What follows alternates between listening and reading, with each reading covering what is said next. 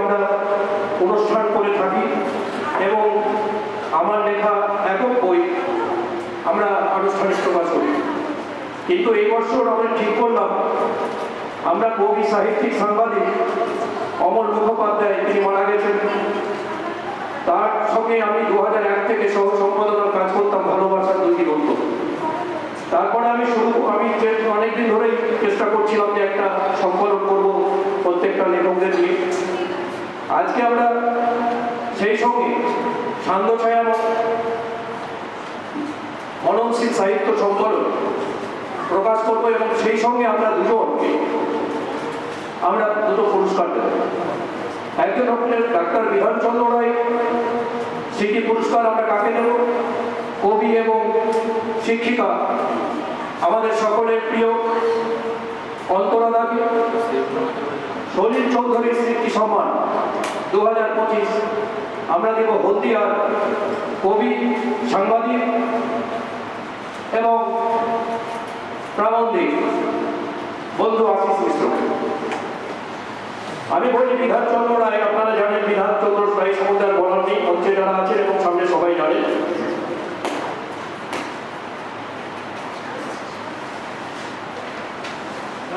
একটু বলি অন্তরাদার সম্বন্ধে।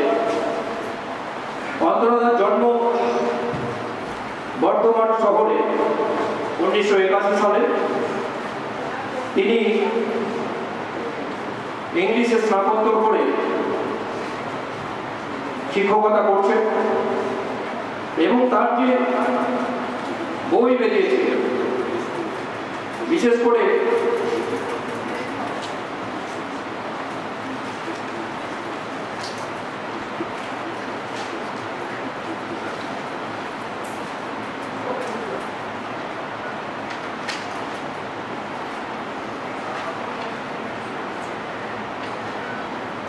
জ্যোৎস্না রঙের পুরুষ, এই গ্রন্থটির জন্যই আমরা তাকে সিদ্ধান্ত নিয়েছিলাম কমিটি থেকে আমরা তাকে পুরস্কৃত করব। এই গ্রন্থটি অসংখ্য সাহিত্যপ্রেমী মানুষের ভালোবাসার দরজায় পৌঁছে গেছে এবং সেই সঙ্গে বাংলা সাহিত্যে তার অনন্য যে স্বীকৃতি, সেই হিসাবে আমরা ডক্টর বিধানচন্দ্র রায় স্মৃতি সম্মান দিচ্ছি। এছাড়াও আমরা আশিস মিশ্রকে আমরা সম্মাননা জানাচ্ছি। সলিল চৌধুরী স্মৃতি সম্মান আপনারা জানেন, সলিল চৌধুরী 1923 সালে 19শে নভেম্বর জন্মগ্রহণ করেন। তার দুজন স্ত্রী ছিল, একজন জ্যোতি চৌধুরী এবং সবিতা ব্যানার্জি। তিনি শুধু সঙ্গীত পরিচালক, গীতিকার, সুরকার নয়, তিনি গল্পকারও। সেই কারণে আমরা গল্পকার আশিস মিশ্রকে আমরা সম্মান জানাচ্ছি।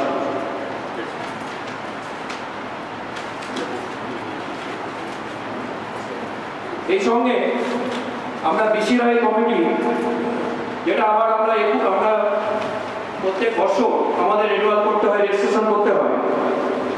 আমরা নতুন করে আবার যে কমিটি করেছি সেই কমিটিও ঘোষণা করব।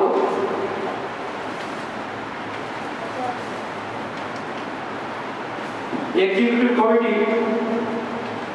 President doctor Jahar Majumdar, vice president doctor Aftabuddin Mondal, gynaecologist, Calcutta medical college and hospital, working president Soumit Basu, poet Soumit Basu, secretary Mohibur Rahman, assistant secretary poet Antara Dam, members Biplab Das vocalist, Shilpi Chatterjee vocalist, Sangeeta Mukherjee Mondal poet, Srabani Chakraborty poet. এছাড়া আমাদের অ্যাডভাইসরি কমিটিতে আছে Shyamalkanti Das, doctor Krishna Basu, Tapan Chattopadhyay, Nazrul Islam, Tapan Bandyopadhyay, doctor DC Mukherjee, Syed Hasnat Jalal, Keshab Ranjan De, Rabin Majumdar, advocate supreme court, Rakesh Mukherjee, principal AWI, Shakti Pandey MLA, Mriganku Banerjee, social worker. Mriganku Banerjee হচ্ছে শতাব্দী রায়ের husband. এছাড়া আছেন হাইকোর্টের হারুন বংশীবদন চট্টোপাধ্যায়। ওনারা অ্যাডভাইসারি কমিটিতে আছে এবং এক্সিকিউটিভ কমিটি বললাম। আজকে আমরা এটা ঘোষণা করে দেব। আমরা দুজনকে পুরস্কৃত করতে পেরে আমরা গর্বিত এবং আনন্দিত। আমরা তাদের কাছে আশা করব আগামী দিনে তাদের কলম আরো বলিষ্ঠ হোক, শক্তিশালী হোক। আশিস মিশ্র একটা মেসেজ দিয়েছে, আমি পরে পরে শোনাবো। তাদের ফ্যামিলিগত একটা মন্দির আছে, সেই মন্দিরের পুরোহিত অসুস্থ, আজ থেকে পুজো 5 দিন উপোস আছেন, তিনি আসতে পারেননি। তাই তিনি বলেছেন যে আমি কোনো এক সময় কোনো অনুষ্ঠানে আমার যেসব আপনারা পুরস্কার দেবেন সেগুলো গ্রহণ করব। আমি অন্তর্ধার কবিতা একটা পাঠ করছি, ওনার কবিতা একটা পাঠ করছি। অবেলার বালিকা বাস, গোছানো ঘর, বিছানা বালিশ কতদিন স্পর্শ, পরিপাটি ছাড়া মশলা কম পাটনা শীতে, ধরনের গন্ধ মেঘে একটা রান্না করা, ছেলেমেয়েরা যে যার স্কুল কলেজে, স্বামীদের রাত করে, জড়ানো গলায় কত থেকে বলে যায়, রাস্তার আলো নিভে গেছে, অন্ধকারে ফুটে ওঠে খায় চাঁদ, গীত বিতানে ছোট রাস্ত, হেঁসেলের পাশে পাশে রবি বেড়াদের মতো ঘুর ঘুর করে কষ্ট, কিছুতে তাড়ানো যায় না। দুপুর ঘুরিয়ে এলে দুপা ছড়িয়ে বসে অনিচ্ছে, ওই দূরে আরো দূরে বালিকা মেলা হাত ছাড়ি দিয়ে লাগে, ভাত আচার নিশিন্দার ঝোঁক, সুখা ফুল আর বৈকালিক পরে ছুটে ছুটে ধুলো মাখে আর এক কিডনি জন্ম শোয়া যায়। অসাধারণ কবিতা লিখেছে, শুধু এটা নয়, সমস্ত কবিতাগুলো তার উপর ভিত্তি করে আমরা তাকে পুরস্কার দেওয়ার সিদ্ধান্ত নিয়েছিলাম। আমি সকলকে যারা মঞ্চে আছেন আমার সকলকে আমি প্রণাম, শ্রদ্ধা, সালাম, ভালোবাসা জানাচ্ছি এবং সেই সঙ্গে মঞ্চের সম্মুখে যেসব কবি, আবৃত্তি শিল্পী আমাদের সামনে বসে আছেন, আমার প্রিয় প্রতিজ্ঞা, তাদের সকলকে শ্রদ্ধা, ভালোবাসা, শুভেচ্ছা জানাচ্ছি। সবাই ভালো থাকবেন, নমস্কার। ডক্টর নজরুল ইসলাম, ডক্টর তপন চট্টোপাধ্যায়, কবি সৈয়দ হাসরত জালাল, উনি আছেন আমাদের মঞ্চে, পৃথ্বীরাজ সিং, এরকম বহু খ্যাতনামা এবং খ্যাতময় লেখকের গল্প বা কবিতা প্রবন্ধ আছে।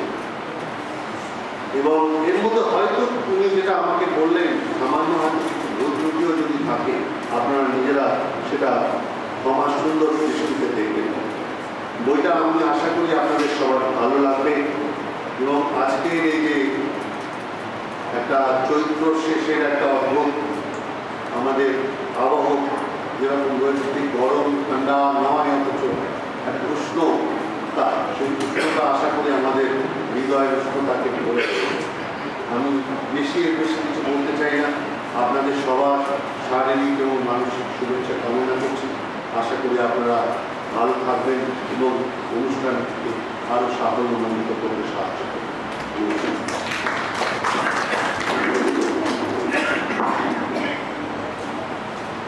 ধন্যবাদ ডক্টর চমন মজুমদারকে।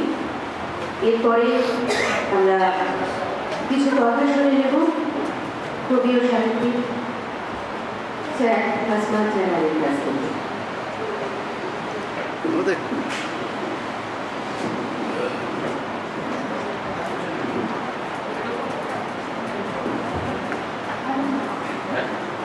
বহরমপুরের যে সাহিত্য এবং সংস্কৃতির পরিবেশ ছিল, কবি মনীষ ঘটক আপনারা জানেন 40 দশকের একজন স্তবর কবি, যার কন্যা মহাশ্বেতা দেবী।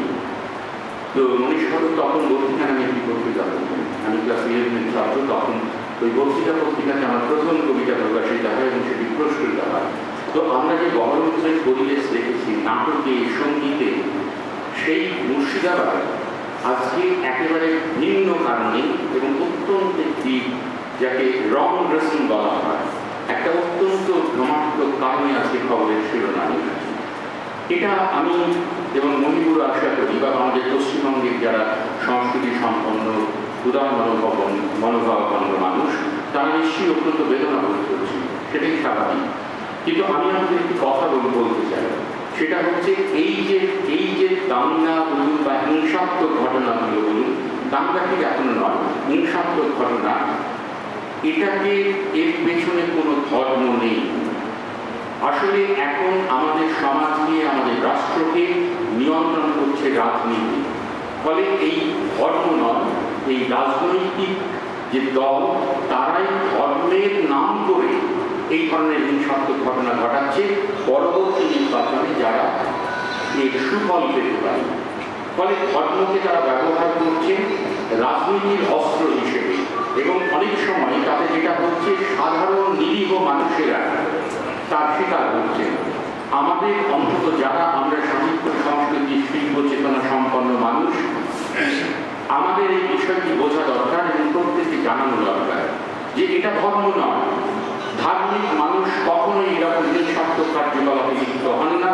এরা রাজনীতি, এরা ধর্মের নাম করে আসলে রাজনৈতিক হিংসা বিদ্বেষ ছড়িয়ে তারা তাদের যে ভোটের একটা বা সাম্প্রদায়িক মেরুকরণ তৈরি করতে চাইছে, এই বিষয়টি আমাদের কাছে স্পষ্ট হওয়া দরকার। এবং আজকে এই যে সাহিত্য সংস্কৃতির অনুষ্ঠান, এখান থেকেও আমাদের এই বার্তাটি যাওয়া উচিত। রবীন্দ্রনাথ বলেছিলেন যে সাহিত্যের উদ্দেশ্য হচ্ছে মানবকে অনুভব করা, মানবকে স্পর্শ করা, এবং সাহিত্যের উদ্দেশ্য তো তাই মানুষকে নিয়ে চলা, মানুষের কথা বলা, মানুষের মধ্যে যে একাত্মতা তৈরি করা, সেটাই হচ্ছে সাহিত্যের কাজ। সহিতত্ব তৈরি করা, মানুষের সঙ্গে মানুষের সম্মিলন ঘটানো, এবং এই কাজটি সাহিত্য, সঙ্গীত, শিল্প যত ভালোভাবে ঘটাতে পারে মানুষের সঙ্গে মানুষের হৃদয়ের সম্মিলন, এটা আর কোনো কিছুতে ঘটাতে পারে না। ধর্ম তো পারেই না, রাজনীতিও পারে না। ধর্ম যদি পারত তাহলে একসময় এই বাংলাদেশ, পূর্ব পাকিস্তান, পশ্চিম পাকিস্তান আলাদা হয়ে গিয়ে বাংলাদেশ তৈরি হতো না। আজকে বাংলাদেশেও ভয়ঙ্কর মৌলবাদীদের একটা উৎপাত তৈরি হয়েছে। ধর্ম যদি মেলাতে পারত তাহলে ইরান ইরাকের রক্তক্ষয়ী সংগ্রাম চলত না। ধর্ম যদি মেলাতে পারত তাহলে খ্রিস্টান প্রোটেস্ট্যান্টদের সঙ্গে ক্যাথলিকদের রক্তগঙ্গা বয়ে যেত না। ফলে আমি বিশ্বাস করি না যে ধর্ম মানুষকে মেলাতে পারে। কোন ধর্ম পারে? মানব ধর্ম। সেই মানব ধর্মের কথা বলেছিলেন রবীন্দ্রনাথ। আমরা পশ্চিমবঙ্গ, আমরা বাঙালিরা যে বিদ্যাসাগরের উত্তরাধিকার বহন করছি, যে রবীন্দ্রনাথের মানব ধর্মকে বহন করছি, যে স্বামী বিবেকানন্দের যে মানব ধর্মকে আমরা তার উত্তরাধিকারকে বহন করছি, যদি লক্ষ্য করে থাকবেন স্বামী বিবেকানন্দকে এখন অত্যন্ত সংকীর্ণ রাজনৈতিক স্বার্থে যেভাবে ব্যবহার করার চেষ্টা হচ্ছে তা অত্যন্ত নিয়ন্ত্রিত এবং নিগৃহীত হওয়া উচিত। স্বামী বিবেকানন্দ কোনদিন মানুষের সঙ্গে মানুষের বিভাজন তৈরি করেননি। তাদের জানা উচিত স্বামী বিবেকানন্দ যখন বাইরে হেঁটে সারা ভারত ঘুরছেন, তিনি উত্তরপ্রদেশে সেখানে একজন ভাঙর বলে যারা মেথর সম্প্রদায়ের মানুষ, তার হাতে তিনি মোমো খেয়েছিলেন। তিনি যখন জম্মু কাশ্মীরে সেখানে একজন কাশ্মীরি মুসলিম কন্যা, একজন ছোট্ট বালিকাকে তিনি দেবী জ্ঞানী কুমারী পুজো করেছিলেন। আজকের এই ধর্ম ব্যবসায়ীরা কি এইগুলোকে উদাহরণ হিসেবে তুলে ধরবেন না? আমাদের আছেন কাজী নজরুল ইসলাম, যিনি চিরকাল মানবতার কথা বলেছেন। তিনি তো বলেছেন হিন্দু না ওরা মুসলিম, ওই জিজ্ঞাসে কোনজন। আজকে আমরা কিন্তু বলছি যে আজকে এই ধরনের হিংসাত্মক কাজকর্মের মধ্যে যারা নিপীড়িত হচ্ছেন, যারা নিহত হচ্ছেন, যারা এর শিকার হচ্ছেন, তারা তো সন্তান মোর নয়। আজকে আমাদের বাঙালিরা এদের মনে রাখা উচিত আমরা কোন সাংস্কৃতিক উত্তরাধিকার বহন করে যাচ্ছি। ফলে আজকে আমাদের এই পশ্চিমবঙ্গের রাস্তায় যখন হিন্দু মুসলমান শুনছি, বহু মর্মাহত বোধ করছি। আমরা আশা করব এইরকম ছোট ছোট অনুষ্ঠানের মধ্যে দিয়ে আমরা আমাদের প্রকৃত বাংলার যে সংস্কৃতির উত্তরাধিকার, আমরা তার কথা বলবো, আমরা সেই সম্প্রীতির কথা, আমরা মানবতার কথা বলবো। ধন্যবাদ সবাইকে।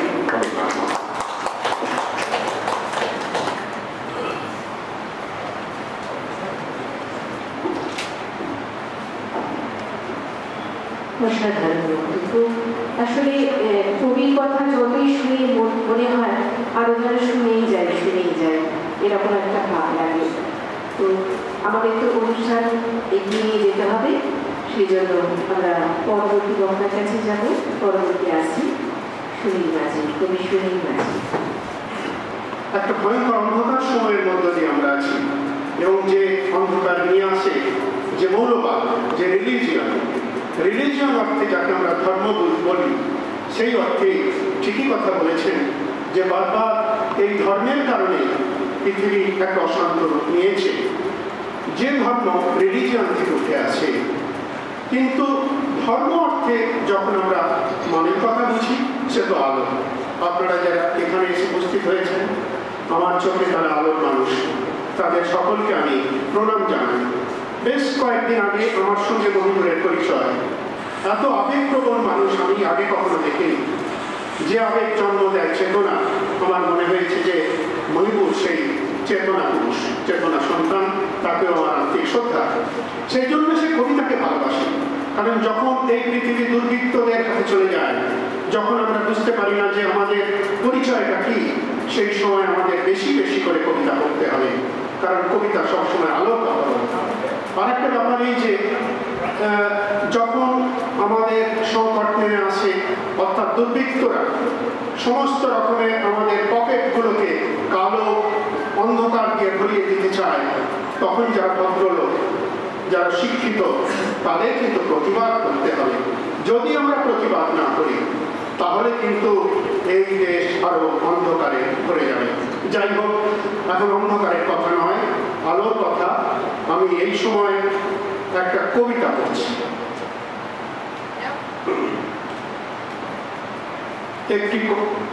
একটি কবন্ধ। অতঃপর আমরা অধিবেশনে চললুম। আমাদের মধ্যে কেউ এলো প্লেনে, কেউ ট্রেনে, কেউ বাসে। আমি ঠিক করেছিলাম নৌকোয় যাব, কিন্তু গেলাম টানা রিক্সায়। আমি টোটোয় যেতে পারতাম, কিন্তু ব্যাটারিতে চার্জ নেই। আমার টানা রিক্সাটিকে ওরা পরিজানের মতো সাজিয়েছে। ওদের রং একটু মতভেদ ছিল। কেউ বলল লাল, কেউ বলল হলুদ, কেউ বলল সবুজ। আমি নীল সাদা সরস্বতীর পোশাকে ট্যাগ ট্যাগ করলাম। পাটনা জিজ্ঞেস করলো, তুমি নাকি রাজাকার চাষ করছো? আমি বললুম, দেখতে এক, ভাষা এক, আমি নই, সে আমার খুঁড়তুতো ভাই। ভুবনেশ্বর বলল, তোমার এক চোখ নাকি হিন্দু, অন্য চোখ নাকি মুসলমান? লখনৌ জিজ্ঞেস করলো, তোমার কোন দিকটা পোড়াও আর কোন দিকটা কবর দাও? গোপাল বলল, তোমার শরীর নাকি পাকিস্তানের উপনিবেশ? এত প্রশ্নে পূর্ণ কুম্ভে ডুব দিয়ে দেখি আমার শরীরে কোনো বস্ত্র নেই। কে আমার ধুতি হরণ করলো? কোন দুঃশাসন আমার শাড়ি হরণ করলো? বাসর ঘরে কেউ কি ঘুমায়? অথচ ঘুমের মধ্যেই লক্ষিন্দরের শরীরে বিষ ঢুকে গেল। 50,000 সৈনিক দাঁড়িয়ে রইল পলাশির আম্বনে, আর 3,500 সৈন্য সিংহাসন চিন্তাই করল। আমি অন্যমনস্ক হয়ে ভাবছি, নদীতে ভাসছে এত কার মাথা? এদের কারা নকশাল, কারা মুক্তিযোদ্ধা, কারাই বা মির্জাফর রাজাকার? আমাকে মৌন দেখে জয়পুর জিজ্ঞেস করলো, তোমার থেকে ঢাকার দূরত্ব কত? রাঁচি বলল, শুনেছি নাকি 8 ঘন্টা। পাটনা তার পাটলিপুত্র ঘুরে নালন্দার গণনা মেশিন দেখে বলল, 186,000 গুণিত 60 গুণিত 30 মাইল। আশ্চর্য এক কম্পনে আক্রান্ত দেখে সবাই ভয় পেয়ে গেল। আমি তবে ভাইরাসের স্তূপ। এখন সব ডাক্তার নাকি চলে গেছে হায়দ্রাবাদ, চেন্নাই, বেঙ্গালুরু। হায়দ্রাবাদ বলল, প্রেসার মাপবো, হাত বাড়াও। ভোট দিতে গিয়ে আমার বাম ডান দুটো হাত উড়ে গেছে। বাম হাত বিধানসভার ভোটে, ডান হাত লোকসভার ভোটে। চেন্নাই বলল, বগল নেই তো, মুখে থার্মোমিটার নাও। আমার ঠোঁটে 2-3 রকমের লিপস্টিক এবং জিহবা নেই। লরিতে বসি সর্দারজি বলল, আমার পাপি ছিল বলে বেঁচে গেলাম। আমরা পেলাম মাথা এবং বুক, ওরা পেল পেট, লিঙ্গ আর পা। আমরা 2 হাতে তরোয়াল চালাই, ওরা লাঠি ছোড়ে। করে, তোমার ফুটবলের হেড কোথায় গেল? বুঝলাম মাথার টুপিটা টুপিতে ঢাকা, টুপি খুললেই মুস্তাফ মন্ডল। মাথাগুলো কখন গঙ্গায় ভাসতে ভাসতে ঢুকে পড়েছে, কখনো ভাগীরথীতে, কখনো পদ্মায়। চাঁদ থেকে সব ছবি তোলা আছে, রাহুদাস আছে অনাবৃত। কে কাকে জানাবে বলো? অশ্রু নেই, নমস্কার আর সেলাম জানে না, না আছে হাত, না আছে মুখ। আমরা পা দিয়ে ছবি আঁকতে পারি, আমরা পা দিয়ে কবিতা লিখতে পারি, আমাদের পায়ের আঙুলে আছে বাইসনের বুকের হাত। আমরা মহরমে আর দুর্গোৎসবে রাস্তা ভাগাভাগি করি, ধর্ম খেলি, ভাসমান তরোয়াল আর ত্রিশূল কুড়াই। অতঃপর কেউ নরকে, কেউ জাহান্নামে যায়। নমস্কার।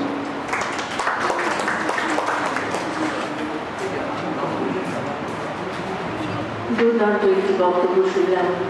কথায় কবিতায় কবি সুনীল মাঝি আমাদের ভাসিয়ে নিয়ে গেলেন। এর পরবর্তী বক্তা পার্থসারথী গায়ন, পথচারী ব্যানার্জি। পথচারী ব্যানার্জিকে ব্যক্তি কথা বলার জন্য অনুরোধ জানাচ্ছি। বিশিরায় মেমোরিয়াল সোসাইটি এবং সন্দেশার মননশীল সাহিত্য সংকলনের কবি ও সাহিত্যিক মহিবুর রহমান ওরফে পাবলুদা আমার খুব প্রিয় একজন মানুষ, আমার দাদা। তো ওনার এই আনুষ্ঠানিকভাবে প্রকাশ হতে চলেছে এই একটু বই লেখা। তো এই অনুষ্ঠানে আমি থাকতে পেরে খুবই গর্বিত বোধ করছি, আমি আপ্লুত হয়ে যাচ্ছি। তো অগ্রিম নববর্ষের শুভেচ্ছা জানিয়ে আমি আমার বক্তব্য শেষ করছি।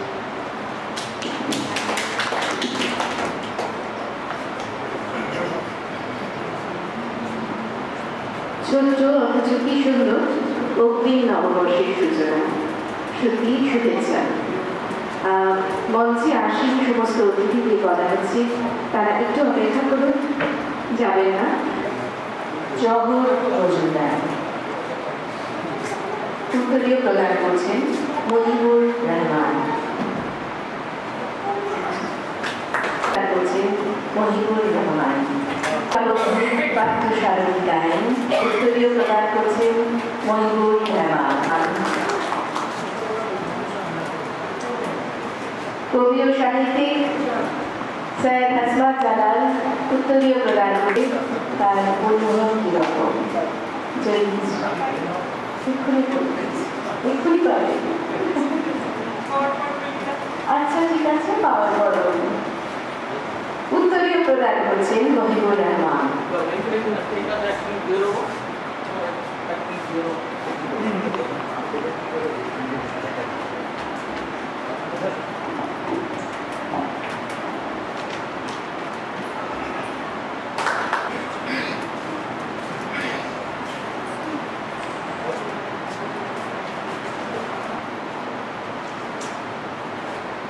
মানপত্র পাঠ করছি।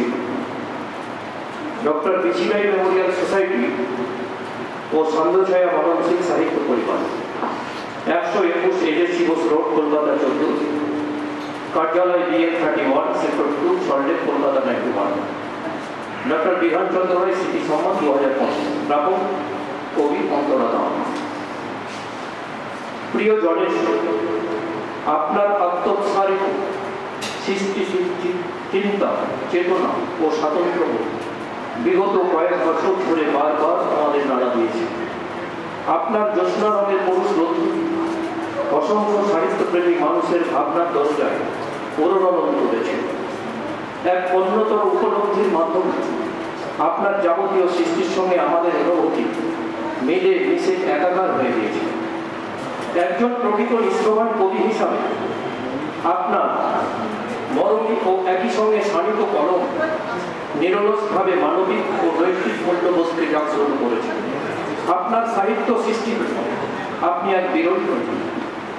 আপনার সৃষ্টির গভীর গামে অবগাহন করে আমরা পরিশুদ্ধ হতে পারি। বাংলা সাহিত্যে অনন্য অবদানের স্বীকৃতি হিসাবে আপনাকে ডক্টর বিধানচন্দ্র রায় স্মৃতি সম্মান 2025 অর্পণ করতে পেরে আমরা গর্বিত। দীর্ঘায়ু হন, আপনার জীবন হোক নিয়োগ সমৃদ্ধ হন। আন্তরিক শুভকামনায় শ্যামল কান্তি দাস, প্রধান অতিথি, পৃথ্বীরাজ সেন বিশেষ অতিথি, ডক্টর জহর মজুমদার সভাপতি, মহিবুর রহমান সম্পাদক, ডক্টর বিধানচন্দ্র রায় মেমোরিয়াল সোসাইটি ও সান্দোচয়া করণ সিং সাহিত্য পরিবার, নলিনী গুহ 52/7, বিপিন বিহারী গাঙ্গুলি স্ট্রিট, কলকাতা 12।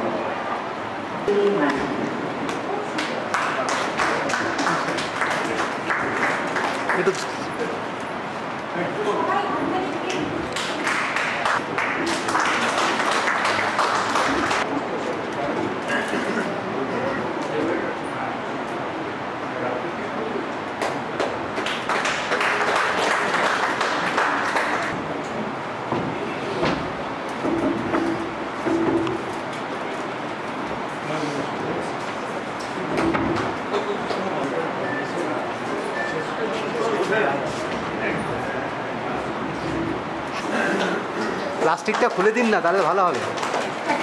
হ্যাঁ, এটা খাইয়ে দিন, মিষ্টি মুখ বলেছে তো।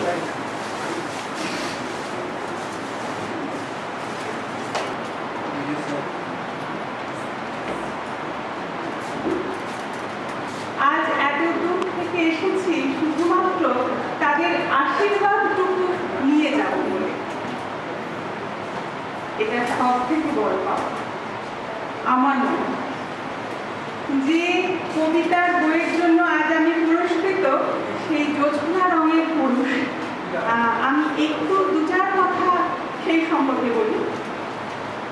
বিগত 30 বছর আমি কবিতা লিখিনি, কবিতা আমাকে লিখেছে। যা কিছুই বলতে পারি না, অথচ সেই অনুভূতির তার ছুঁয়ে ছুঁয়ে আমার যাপন, দুঃখ, যন্ত্রণা, ঘৃণা, বৈরিতা, এমনকি আনন্দ, সেই সব অনুভূতিগুলো কখন খাতার পাতায় লিখতে লিখতে তারা অনেকটা কবিতার মতো হয়ে গেছে। আমি এখনো কবিতা লিখতে শিখিনি বা কবিতা লিখতে জানি না, এ আমার একান্ত ব্যক্তিগত।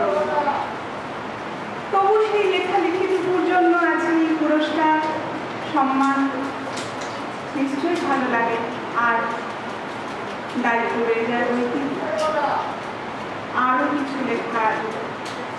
আমি যা ভাবছি তা মানুষের কাছে পৌঁছে দেওয়ার এক দায়িত্ব নিশ্চয়ই থেকে যায়।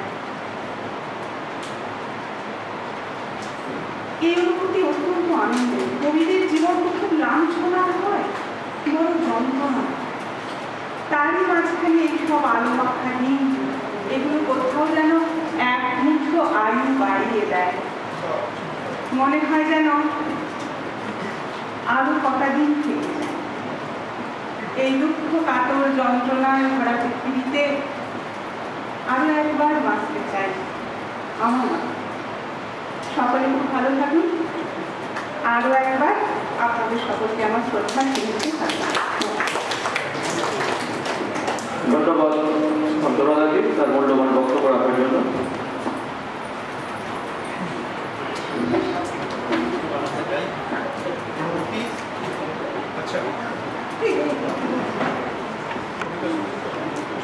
অন্তরের মতো একটা মিষ্টি দেই, মিষ্টি বক্তব্য ভীষণ মন ছুঁয়ে গেল। খুব সুন্দর করে বলতে আমরা।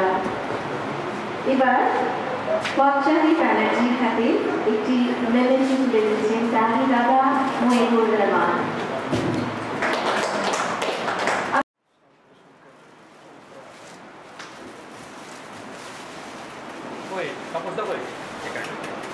কি হচ্ছে?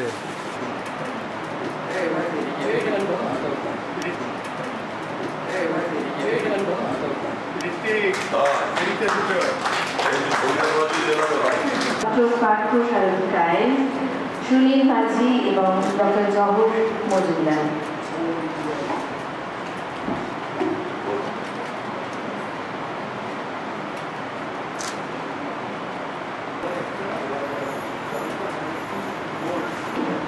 উত্তরীয় প্রদান করছেন মহিবুর রহমান।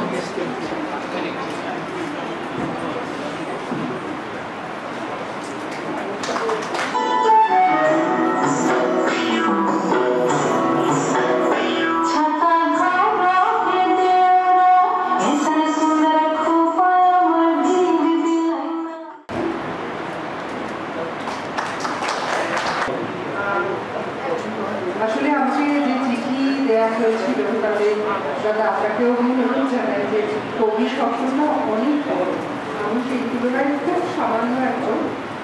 দীর্ঘদিন সাংবাদিকতার সঙ্গে যুক্ত, প্রথমে আকাশবাণীতে, তারপরে দূরদর্শন এবং তারপরে বিভিন্ন স্যাটেলাইট চ্যানেলে। এবং সেখানে থাকাকালীন যেটা হয়, আমাদের মনের মধ্যে তো সেই বিভিন্ন জিনিসটা থেকে যায়, এবং কাজ করতে গিয়ে বারবার করে দেখেছি যে উঠে এসছে মেয়েদের কথা, এবং তাদের সেই কথা নিয়ে আমাদের মনের মধ্যে কোথায়, প্রত্যেকের মনের মধ্যে কোথায় যে মানুষ নিয়ে থাকেন তিনি রবীন্দ্রনাথ, এবং সেই সাদা কালো ছবির সঙ্গে আমরা প্রত্যেকেই তার হাত ধরে সেই জায়গাটায় আমাদের বুকের মধ্যে প্রত্যেকের মধ্যেই যেন কবি লুকিয়ে থাকে। বইয়ে হাওয়া, নদীর তটে ভাঙা নৌকার পাটাতন, আল ধরে জেগে আছে নাঙলের ছাপ। বইয়ে হাওয়ায় তবু হাত দিয়েছি প্রান্তিক মানুষের জয়গান। চৈতালি বাতাসে এঁকেছি জীবনের ছবি কবিতা। ফাল্গুনে এঁকেছি রাধা চূড়া পলাশের গান। মনে করছি ভালো লাগছে যখন একই সারিতে পৃথ্বীরাজ সেনের মতো আন্তর্জাতিক গিনিস বুক অফ রেকর্ডসের সাহিত্যিককে আমি একসঙ্গে বসে, অন্তত তার সঙ্গে বসে কিছু কথা বলবার সুযোগ পেয়েছি। আর দুদিন পরেই আমাদের নতুন বছর আসছে, আমরা 1431 বেরিয়ে আসছি। আমাদের এখানে এই প্রেক্ষাগৃহে একটি আবক্ষ মর্মর মূর্তি নেতাজি সুভাষচন্দ্র বসু এবং একটি তৈলচিত্র নলিনী গুহের আমরা দেখছি।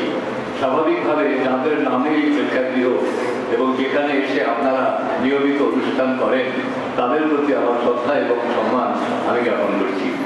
ভালো লাগছে যে আমরা আজকে যার ডাকে এসেছি, মহিবুর রহমান, তিনি শুধুমাত্র একজন সরকারি আধিকারিক নন। কলকাতায় বাসস্থান, মুর্শিদাবাদে কর্মস্থল, সারা পশ্চিমবঙ্গ জুড়ে তার আনাগোনা, এবং পশ্চিমবঙ্গ ছাড়িয়ে বাংলাদেশ এবং অন্যান্য জায়গাতেও তার কবিতা এবং সাহিত্যকে তিনি পৌঁছে দেওয়ার যে অনরস চেষ্টা চালিয়ে যাচ্ছেন, তাকে কুর্নিশ জানানোটা আমাদের কর্তব্য বলে মনে করি। আজকে দেখছেন যে তিনি একাই সমস্ত মানুষকে একসঙ্গে নিয়ে আজকের সন্ধ্যাকে পরিপূর্ণ করে তুলেছেন। আমরা আমাদের নামের পাশে শিক্ষক, শিক্ষাবিদ অনেক কিছু বলা হয়, কিন্তু আমাদের ডাকে বিদ্যালয়ে ছাত্রছাত্রী আসে না। আমাদের সব বিদ্যালয়গুলো এখন বড্ড বেশি হালকা হয়ে গেছে, ছেলে মেয়েদের পাই না, এবং পাই আমাদের বিদ্যালয়গুলো আস্তে আস্তে আমাদেরকে মুখ ফিরিয়ে দিচ্ছে।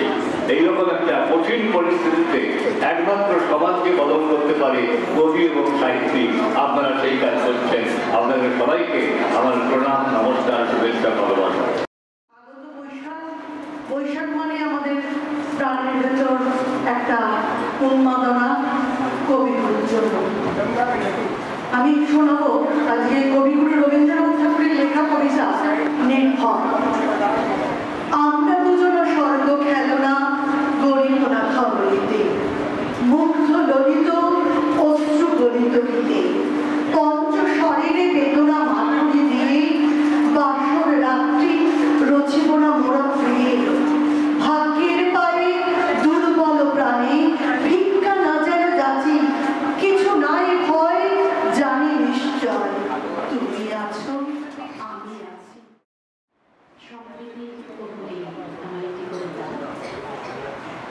আমরা দুজন একটি গাড়ি থাকি, সেই আমাদের একটি মাকে সুর।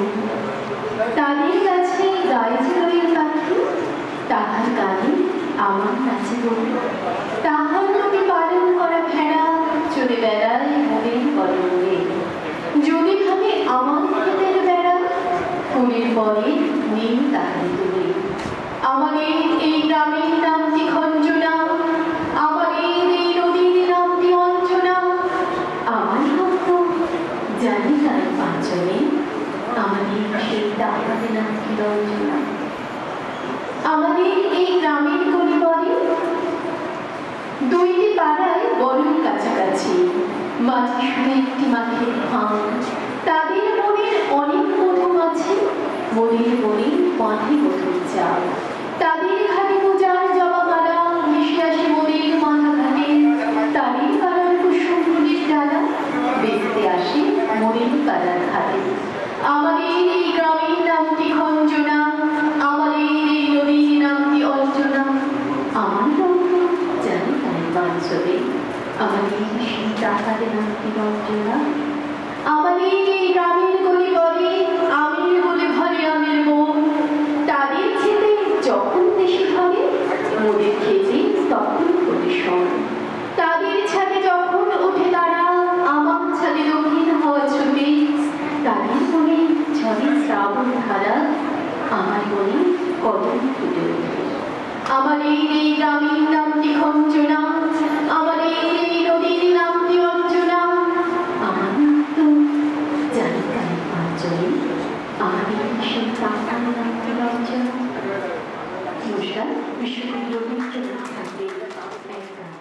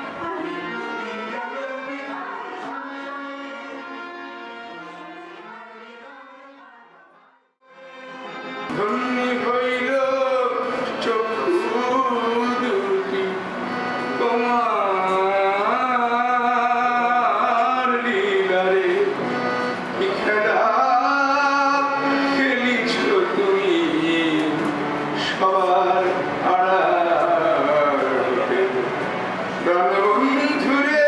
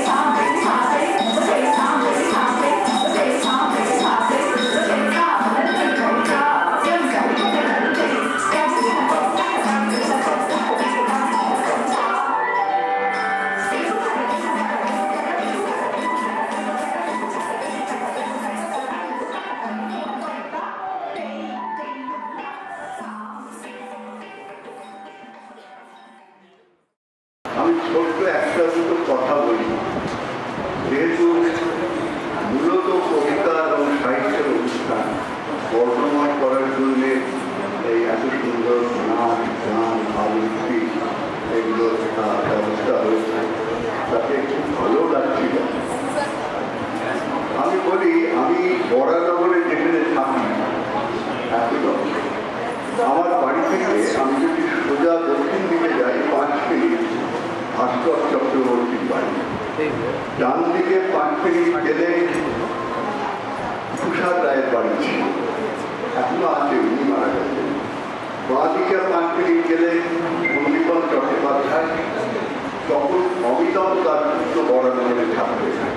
আমি একটু পেছন দিকে 7-8 মিনিট করে অমিতাভ দাশগুপ্ত। আমি একদম স্কুল চলাকালীন আমাদের ওখানে রামকৃষ্ণ মিশন আছে, আমি সেই স্কুলের ছাত্র ছিলাম এবং অল্প বয়সে দেখে গেছিলাম, আমি এদের সাথে বড় হয়েছি। দু একটা কথা বলি, এর আগে আমি আর মুস্তাক মহিবুল ছিল জামশেদপুরে, আমি একটা কবিতা নিয়ে কথা বলেছিলাম এবং ও আমার প্রকাশ্যে বিরোধিতা করেছিল মুস্তাক, যে এইভাবে কবিতা সংজ্ঞায়িত হয় না। আমি যে কথাগুলো বলেছিলাম ওগুলো আমার কথা ছিল না, ওগুলো অ্যারিস্টটল বা অনুষঙ্গে আরো কয়েকজনের কথা ছিল, ও তাদেরকেই কন্ট্রাডিক্ট করেছিল, আমাকে নয়। তারপরে কথাগুলো আমার ছিল, কেমন ও বলেছিল কবিতাকে সংজ্ঞায়িত করা যায় না। আজকে আমি যে কথাটা বলবো সেটা ওর সপক্ষে, খানিকটা, সবটা না। একদিন আড্ডা হচ্ছে, তুষার রায়কে সন্দীপন বলছে যে গত সপ্তাহে প্যারিসে হুলস্থুল পড়ে গেছে। কেন বলতো জানিস? ও কেন বললো, মর্বিডিটি দিয়ে নাকি কবিতা করা যায় না। আমি কিন্তু এখন তুষার রায় বললো, কবির লোক থাকলে পায়খানা দিয়েও কবিতা লেখা যায়। এই নিয়ে খুব তর্ক বিতর্ক, তখন থামিয়ে দিয়ে অমিতাভ দাশগুপ্ত বললো, এক কাজ করলেই তো হয়, তুমি লিখে দেখিয়ে দাও একটা মর্বিডিটি দিয়ে। তারপরে বিখ্যাত একটা কবিতা তুষার রায়ের, সবাই জানেন, ওই কবিতাটা লিখলো, মরুভূমির আকাশে তারা। কিভাবে মর্বিডিটিকে কবিতায় নিয়ে আসছে, আমি পুরো কবিতাটা আমার মনে নেই, বলবো না, আমি সময় লাগবে। আমি ছোট্ট দুটো প্যারা আপনাদের এই প্রসঙ্গে বলে রাখি, ওর স্ত্রী অন্য পুরুষের সাথে সম্পর্ক ছিল এবং সেটা চরম পর্যায়ে ছিল, সেইটাতে ও খুব আহত হতো, প্রতি কথাতে ওই বিষয়টা চলে আসতো। তা উনি লিখছেন, আমি মাঝখান থেকে বলছি, দাড়ি কামাতে কামাতে খাজ কেটে যাচ্ছে গালের যত ব্রণ, তার চেয়ে বড় কণ্ঠনালীকে বেহালা ভেবে ঘুরে ঝড় টানো। দেখবে ছুটি আসবে ফুল, বেলপাতা, খাট, গর্ভকৃত, আর তোমাকে মৃত ভেবে তোমার স্ত্রী ছুটে যাবে স্বামীরা মন করতে। এই যে মর্বিডিটি কবিতা হলো কিনা আমি দেখায় যাব। আর একটা কবিতারই একটা অংশ আপনাদের বলি, সেটা হচ্ছে পরের প্যারা। বর্ষা হতে পারছ না বলে দুঃখ, তার চেয়ে বড় কোমরে প্লেট ঘুরিয়ে গেঞ্জি করলো চামড়া। বর্ষা হতে পারছ না বলে দুঃখ, তার চেয়ে বড় কোমরে ব্লেড ঘুরিয়ে গেঞ্জি করলো চামড়া। আজীবন যত যন্ত্রণা পেয়েছ তাকে নিমেষে ভুলিয়ে দেবে এই যন্ত্রণা। এবার আপনারা বলুন, মর্বিডিটি দিয়ে কবিতা হয় কি হয় না? প্যারিসে অধিকাংশ কবিরা বলেছিলেন তখন মর্বিডিটি দিয়ে কবিতা হয় না। আমি চিরন্তন হওয়ার বাসনা সম্রাট থেকে সাধারণ সবাইয়েরই। কবিরা তো সংবেদী মানুষ, তারা প্রজ্ঞাশাসিত মানুষ, আবেগী মানুষ, সুতরাং মহাকালের লক্ষ্য তো তাদের থাকবেই। আমরা একবার যদি মির্জা গালিব থেকে আসি, তাহলে সেখানে তিনি বলছেন না 27 की तमन्ना ना चले की परहा पर मेरे सिरे की आश नहीं कि मुझे नहीं शायद।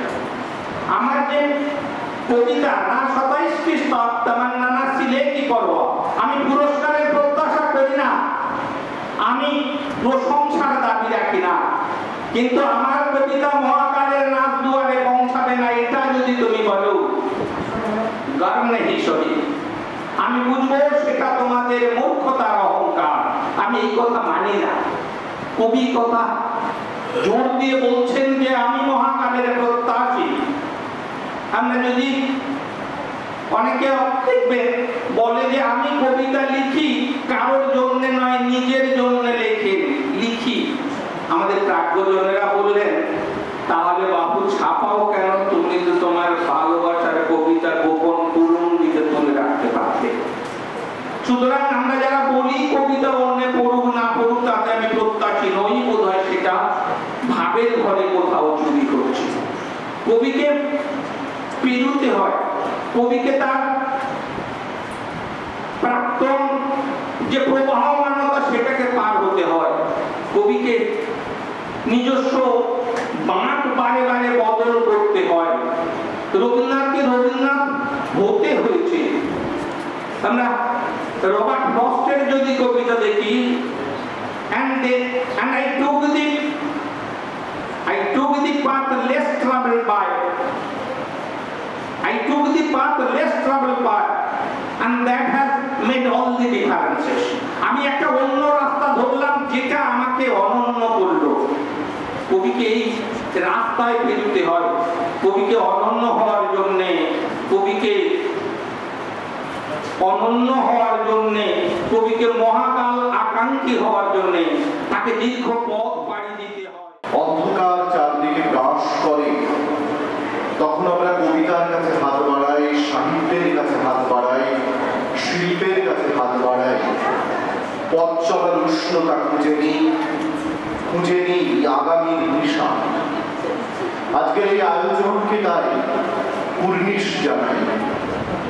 আপনারা যারা এখনো এই হল ঘরে বসে এত কথা, এত কবিতা, এত অনুষ্ঠান শুনছেন বা দেখছেন, আপনাদেরকে শ্রদ্ধা জানাই।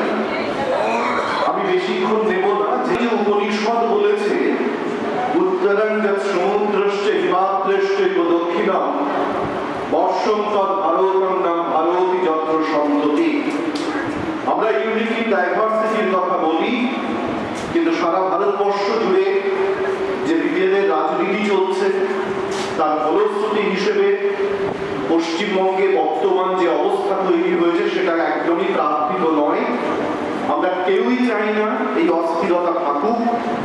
আমার মনে হয় আজকের অনুষ্ঠান সেই বার্তাটাও পৌঁছে দেবে কোথাও। আসলে গান্ধীজি বলেছিলেন যে Indian culture is neither Hindu nor Islamic nor any other কুলি, it's a fusion for all. আমাদের ভারতবর্ষ সবার ভারতবর্ষ, সব ধর্মের সব বর্ণের ভারতবর্ষ। ফলে সেই জায়গাটা যারা তুলে ধরে সাহিত্যের মধ্য দিয়ে, তাদের আঁতুর ঘর হলো লিটল ম্যাগাজিন। এখানে আমি জানি প্রদীপ বাবু আছেন, যুব সাহিত্যিকের সম্পাদক, নৌকা পত্রিকার সম্পাদক অমলেন্দ্র বিশ্বাস আছেন। শুধু তাই নয়, আমি জানি যে এখানে আরো অনেকে হয়তো আছেন যারা লিটল ম্যাগাজিন দীর্ঘদিন করে বের করে। একটা লিটল ম্যাগাজিন বের করার পেছনে কত শ্রম, কত অর্থ, কত সময় দিতে হয় সেটা তাদের অভিজ্ঞতার মধ্যে আছে। আমাদের লিটল ম্যাগাজিনের ইতিহাস অনেক দিনের ইতিহাস। যদি আমরা 1914 সালে সবুজ পত্রের পথ চলাটাকে একটা জায়গায় রেখে ভাবি, যদিও তার আগে কিন্তু বঙ্গদর্শন বের হচ্ছে, তার আগে ভারতী পত্রিকা বের হচ্ছে, তবু যদি আমরা তর্ক নিয়ে 1914 সাল থেকে সবুজ পত্রের পথ চলা থেকে যদি ধরি যে আমাদের লিটল ম্যাগাজিনের যথার্থ পথ চলা শুরু হয়েছিল, তাহলে সেই পথ চলা 111 বছরে পৌঁছল। আমি সাধারণত জ্যোতিষ সংক্রান্ত বিভিন্ন সেমিনার বা অনুষ্ঠানগুলোতেই অ্যাটেন্ড করি, তবে মহিবুর রহমান ওনার সাথে আমার বেশ কিছু বছর আগে পরিচয় হয় একটি অনুষ্ঠানে। সেটিও একটি কবিতা পাঠের অনুষ্ঠানে ছিল। সেখান থেকেই ওনার সাথে আমার বন্ধুত্ব এবং পরিচয়, এবং উনি আমাকে এরপর বেশ কিছু অনুষ্ঠানেও ডাকে। আমি কিছুটাতে যাওয়ার সুযোগ পেয়েছি, সময় করে উঠতে পেরেছি, কিছুটাতে পারিনি।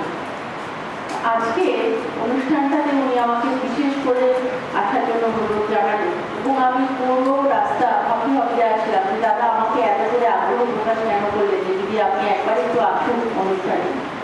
তাই এসে দেখলাম সত্যি আমার লাভ হয়েছে। আজকে আমি নিজে কবিতা কখনো লিখিনি, কিন্তু আমি কবিতা পড়তে ভালোবাসি, কবিতা শুনতে ভালোবাসি, আমি গান বাজনা পছন্দ করি, নাচ দেখতেও ভালোবাসি। আমি একজন ভালো পাঠিকা বলতে পারি। আমি তাদের অনেক সময় অনেক কিছু বুঝতে না পারলে ডাইরেক্ট লেখককে জিজ্ঞেস করি। মহিবুর রহমান ওনার আমার পাশেই দাঁড়িয়ে আছে, ওনাকেও জিজ্ঞেস করেছি যে আপনার লেখার এই শব্দ মানেটা কি, এটা কি বলছেন। এখানে যে গজল আমার সামনে পাঠ করলেন, আমি প্রত্যেকের কবিতা যতদূর সম্ভব চেষ্টা করেছি মনোযোগ দিয়ে শোনার। যেখানটা আমার ভালো লেগেছে আমি সেই জায়গাগুলোকে একটু মনে মনে আউড়ে নিয়েছি, কোট করে নিয়েছি। পাথুরে চোখে বয়ে যাওয়া রক্ত কমায় 21শে ফেব্রুয়ারিতে শহীদ মিনারে সময় রস্ত চলে শুকিয়ে যাওয়া ঝরা ফুলের রঙে। না, আমরা বেঁচে আছি, দাঁড়িয়ে আছি হিমালয়ের মতো বর্ণমালার তুষারে মুখের রক্ত ধুয়ে বেঁচে আছি মাটির প্রতিটি ধুলি করার মিশে। লক্ষ কোটি মুখে উচ্চারিত বাংলা শব্দের মাঝে বৈশাখ থেকে চৈত্র ফিরে ফিরে আসা ঋতুর বৈচিত্র্যে আমাদের স্লোগান মুখরিত মিছিল প্রতিদিন। রমনার পথ ধরে প্রদক্ষিণ করে টেকনাফ থেকে তেঁতুলিয়া জাগ্রত করতে সেই সব জীবনমৃত আত্মাকে যারা ঘুমিয়ে গেছে বহমান কালের স্রোতে। আবার যুদ্ধ হবে, এবারে যুদ্ধ মা। এত ভালো মানুষের সমাগম, মহিবুর যে নিজের আন্তরিকতার প্রকাশ ঘটল, আজকে যারা এসেছেন সকলেই কিন্তু ওকে সহযোগিতা করেছেন উপস্থিত থেকে। আগামী কোনো এক অনুষ্ঠানে নিশ্চয়ই ভাবে এইভাবে সহযোগিতার হাত বাড়িয়ে দেবেন। ডক্টর বিসি রায় মেমোরিয়াল সোসাইটির উদ্যোগে শান্তশিরা মননশীল সাহিত্য পরিবারের সহযোগিতা আজকে যে অনুষ্ঠান হলো, মাননীয় সম্পাদক হিসেবে তার অভিব্যক্তি প্রকাশ করে অনুষ্ঠানের সমাপ্তি ঘোষণা করবে। শ্রদ্ধেয় কবি দুঃসাঙ্গীর সম্পাদক অধিকার, কবি এবং সাংবাদিক আমার প্রিয় মানুষ বরুণ চক্রবর্তী, মধুমিতা আছে সামনে, আমার প্রিয় দাদা শাকিলদা আছে, অমিতদা আছে, সুরেন্দ্র আছে, সকলে অনেকেই আছেন, সুমিতাদিরা আছে, সন্ধ্যাদিদি আছে। আজকে অনুষ্ঠানের প্রথম থেকে যেভাবে চন্দ্রামণিদি একাই সম্রাট তিনজনের থাকার কথা ছিল, সাহারারা আসতে পারেনি, ওষুধ আসতে পারেনি, আমি আন্তরিক ধন্যবাদ জানাচ্ছি। হয়তো কিছু ভুল ত্রুটি হয়েছে, কারণ অনেক 4 ঘন্টার প্রোগ্রাম, সেখানে নৃত্য ছিল, সঙ্গীত ছিল, এটা সময় লাগে। দুটো টিম নৃত্য আমার এসেছিল, একটা ভাঙ্গা থেকে আর একটা রানাঘাট থেকে। তারা কিন্তু বিনা পারিশ্রমিকে আমার কাছে আমার ভালোবাসার কারণে তারা এসছে। আমি শুধু ওদের টিফিন খাইয়েছি আর কিছু করতেছি। একটা জায়গায় বলে দিয়েছিলাম যে বাচ্চা ছেলে মেয়েদের একটু প্যাকেজ দিয়ে দেবে, তাও নিতে চাইছিল। মানে আমি বললাম অন্তত ওরা আসে, অবশ্য আমিও ওনার পাশে থাকি বিভিন্নভাবে। তো যাই হোক, কিছু ভুল হয়েছে, আমি সকলের কাছে যদি কোনো ভুল হয়ে থাকে আপনাদের কাছে আমার, তাহলে ক্ষমা দৃষ্টিতে দেখবেন। আগামী দিনে সেই ভুল শুধরে নেওয়ার চেষ্টা করতে। আর বইয়ের কিছু ভুল ত্রুটি থেকে গেছে। এমন একটা সময় বইটা যেভাবে পড়েছিল, একটার পর একটা লেখা পাঠিয়েছে, আর সেই লেখাগুলো আমি মেলে আর ফোন পেতে পাঠিয়েছি হোয়াটসঅ্যাপে। হয়তো এটাকে কায়দা করে চালাকি করে ওরা করলো কি বললো, কোনো লেখা খুঁজে পাচ্ছি না। আমি যদি একটা প্রিন্ট আউট না রাখতাম, যেমন পাঠিয়েছে, যে যখন পাঠিয়েছে আমি কিছু প্রিন্ট আউট রেখেছিলাম, কিছু রাখতে পারিনি, তাদের লেখা কিন্তু আমি ছাপতে পারিনি, আমার ছেড়ে দেবো আমি। তাদের কাছে ক্ষমা চাইছি সেই আমার ভুলের জন্য। তারা হয়তো দেখেছে যে এটা টাইপ করতে গেলে পয়সাটা পুরো পেয়ে যাবে, চক্রবর্তী আর সমস্ত বহু পুরাতন, কিন্তু ওরা এরকম কেন করলো বুঝতে পারছি না। যার জন্য অনেকের কবিতা বাদ চলে গেছে, অনেকের লেখা বাদ চলে গেছে। এই আমার বান্ধবী এসেছিল জ্যোতিষ চন্দ্রাণী, তার আমি একটা এত ভালো একটা লেখা দিয়েছি সাহিত্য নিয়ে, আমি ছাপতে পারলাম নেই, আমি লেখা পত্রিকা ছাপবো, আবার ওর কাছে পেয়েছি ওটা পরে দুঃখবর্ণনা করে। তো যারও কিছু ভুল হয়েছে আপনারা ক্ষমা করবেন, মার্জনা করবেন। সকলকে আমি আবার আন্তরিক ধন্যবাদ, কৃতজ্ঞতা, নমস্কার জানিয়ে আজকে